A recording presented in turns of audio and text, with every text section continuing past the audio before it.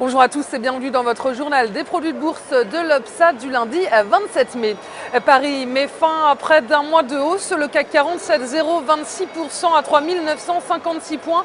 Et plusieurs événements moroses ont touché les marchés la semaine dernière. Alors il y a d'abord eu le discours contradictoire de la Fed sur la poursuite de sa politique monétaire. Ensuite, un signe de ralentissement brutal de la croissance chinoise. Et la place parisienne a tout de même bien accueilli la hausse inattendue de l'indice IFO, le principal baromètre de la confiance des consommateurs allemands.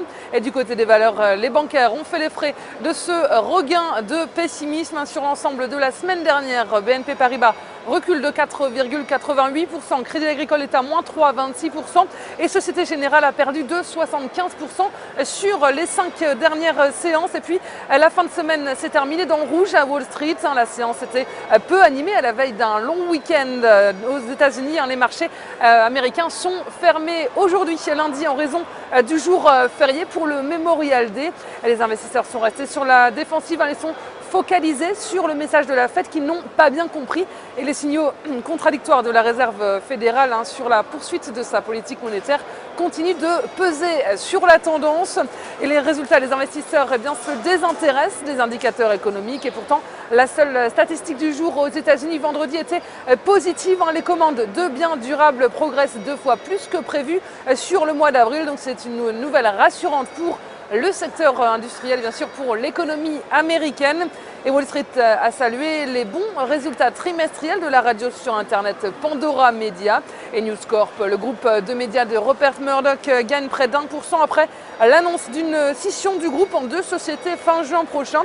Et Procter & Gamble atteint plus de 4% en cours de séance. Le géant des biens de consommation américain signe de loin la meilleure performance du Dow Jones.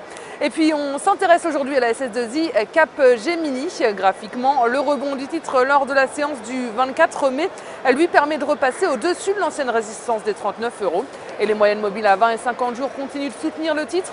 De son côté, l'indicateur de vitesse RSI se situe toujours au-dessus de sa ligne de signal.